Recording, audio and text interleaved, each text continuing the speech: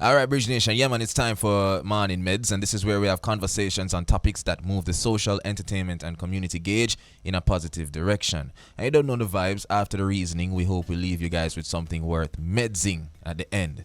And today, Roddy My G, we're going to talk about the preservation of reggae's rich history. You know, we don't know, say reggae is more than just a genre of music. It's a cultural phenomenon that has shaped identities, sparked revolutions, and united people across the globe.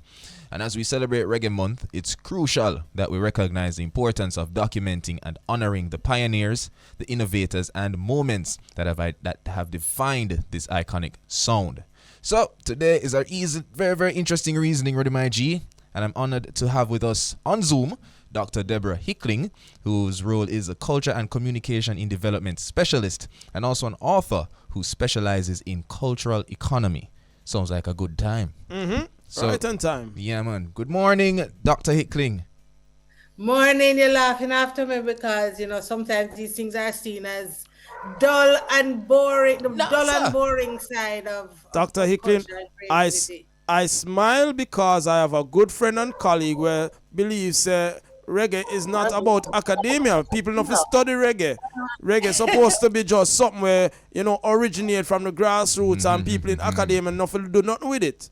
But You think so? not me. One friend, so There that, are people who think so. So yes, then how are you going to preserve all of the information and do the That is analysis right. and be talked. clear about sharing it to people, to young people who would have not lived the 1970s and 80s and 90s when the richness of reggae existed? How we going to document it and write the stories and the documentaries and all True. of those things and put up the museums. Listener, you see, right now is a joy, is a blessing for have you on the show For real. because me feel blessed to have your For real. company For and to real. have this conversation with you because I believe in everything that you're saying. It has to be Thank dealt you. with scientifically. Thank you. And Dr. Hickling, on that note, I think you basically started the reasoning the right way, but I want to know, really, what sparked your interest? What inspired your passion for cultural development?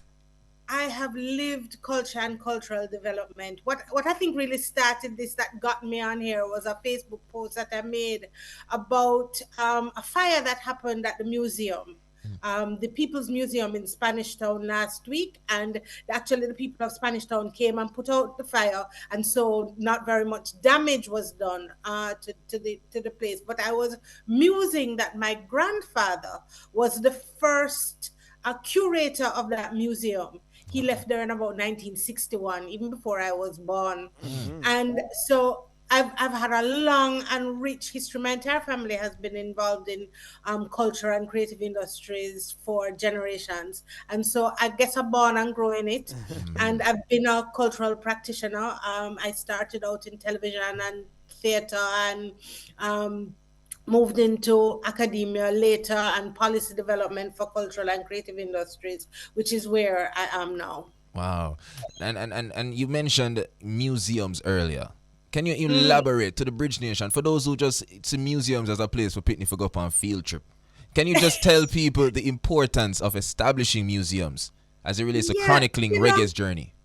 it's so sad that people see not only as a place where children go on field trips, but where places that are dull and boring and stoic.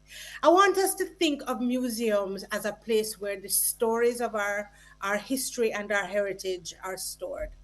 So, and there are places where you can actually go and see and feel. So in some places you can feel, and some people just see, places just see the artifacts of our history. Some places you get, I'll never forget going to the Nelson Mandela Museum in South Africa, and it told his entire story similarly, in similar fashion to the Marcus Garvey Museum downtown. That it's interactive. There are different types of museums, yeah, and there are some that are more technically forward, so you get the use of the interactive media, and you get kind of things projected on the wall, and then there are others that just have artifacts that you can look at, like for example the one over at Port Royal. Right. But they're important because they help us to do the analysis of what, first of all, it describes to us, it brings to life for us what happened, and the ways in which people lived. So when you see when you see the shackles in real life now, and you imagine that on your hands or on your feet, and if you see the kind the ways in which people ate or slept or lived, or any of those things, you get to relive it, you get to feel it, you get to get a clear understanding. And then there are people who curate museums who then tell us the story that make it, so that bring it to life for us. So that's an important part of why museums are important, but they're also economically viable. I think it was $7 billion, US dollars, was calculated for the museum sector in the US, All right. So for that is going technologists. to go up to something like $17 billion. Ah. All right, Dr. Hickling, the connection seems to be giving us a challenge right now. I'm sure that, I'm not sure if you're hearing us clearly on your side, but in I fact, am. all right, Okay. lovely. So you've rejoined. Now, as I hear you speak of the importance of museums, of chronicling our journey, of curating certain aspects of our traditions and our heritage, I must ask the question, who is telling the story? Who is preserving our history? Because I think that is of utmost importance. And I tell you the background. Yesterday we carried a clip of a conversation Robert Nesta Marley was having. It was a foreign journalist. I can't help but think of who is telling the story, what aspects of the story are being left out, what is the agenda behind the story that is being told, who is preserving the history, and what will be bringing forward. Are we as a people taking our own story, our own heritage, our own culture in hand and dealing with it appropriately? Um, so I think there are people who are telling the story. And I think there is more of the story being told than we know. But I think we also need to find a way to bring together the stories and find a way to make them more accessible to people. So, for example, let's talk about somebody like Anthony Miller, who has, since we were both in the JBC newsroom in the 1990s, been telling those stories. And he has 30, maybe 40 years of music history, of entertainment history. Uh, that would be cataloged as a part of the JBC and TVJ catalog. But where can we see that? Where can we access that? Who owns that? How do we translate that? Then there is the academic tradition that exists up at the University of the West Indies. Next week is the global reggae conference that happens every year, and there again there's a number of studies that have been done, that and books that have been written. Then there is a reggae music museum that exists. That's a government initiative, but it is a shadow of what it could be. And the same for the sports museum. They remain shadows of what They they could could be. be. Yeah, so there are different projects that are happening. There are archiving processes that are existing up at the university. There are archives, there are publications. There's the Jamaica Journal through the Institute of Jamaica. um there are lots of bits and pieces, but who can access them? Who knows that they're there? Who's really interested? What kind of promotion are we doing to pull the pieces together? How are we bringing the stories? So, like, taking the Jamaica Journal article and making it into a documentary, creating those opportunities. Herbie Miller, who is a curator of the Jamaica Music Museum and has been for many years. It's been his brainchild. He has lamented, long and hard about the issue of resources. Then there's all of the technology that is available, that can bring some of these stories to life. I never forget, and perform ways in which museums can integrate with performance. I never forget going to Colombia and seeing them present this historical presentation, and they projected it. It was a theatrical group that was presenting the historical presentation of the history of Colombia, but it was projected on the side of a museum of a heritage site, and it was so beautifully done. It was well lit. Who is kind of using that form of creativity to bring those stories to life?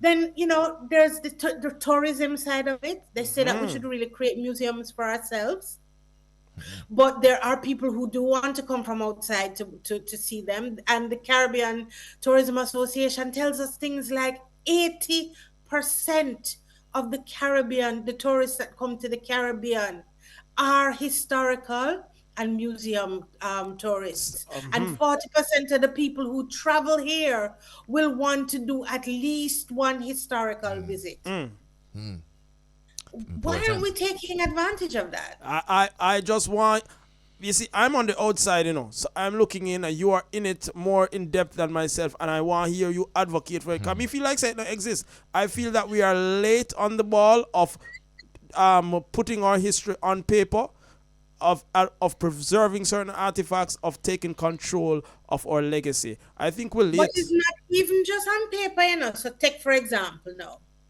somewhere like Linstead, where you have the Linstead market that everybody knows the song Linstead Carry me, market. I can go Linstead Mark. You understand? Why we don't have the kind of vision to take Linstead Market and the town of Linstead, which is now, have it, if you try to drive through Linstead, you get a headache, That's right? right. Yes. Why we don't take some of these small historic towns and create Linstead Market in a way where you can take the train from Spanish Town and come to Linstead Market. It becomes a walking tour of the Linstead Market. You tell the story of Linstead as a bread basket, and create a living museum.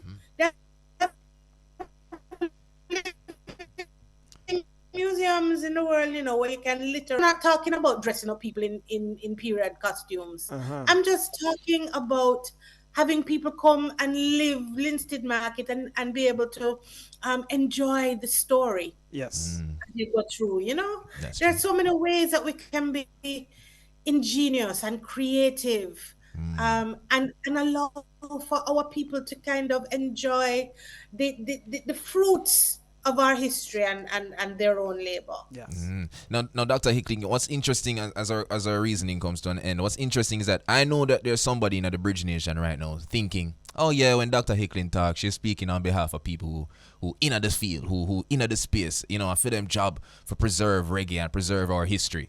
But do you have any advice for like ordinary people, ordinary Jamaicans, whether it be from the youth them to the adults, on what we can do as it relates to preserving our history, especially reggae? Absolutely.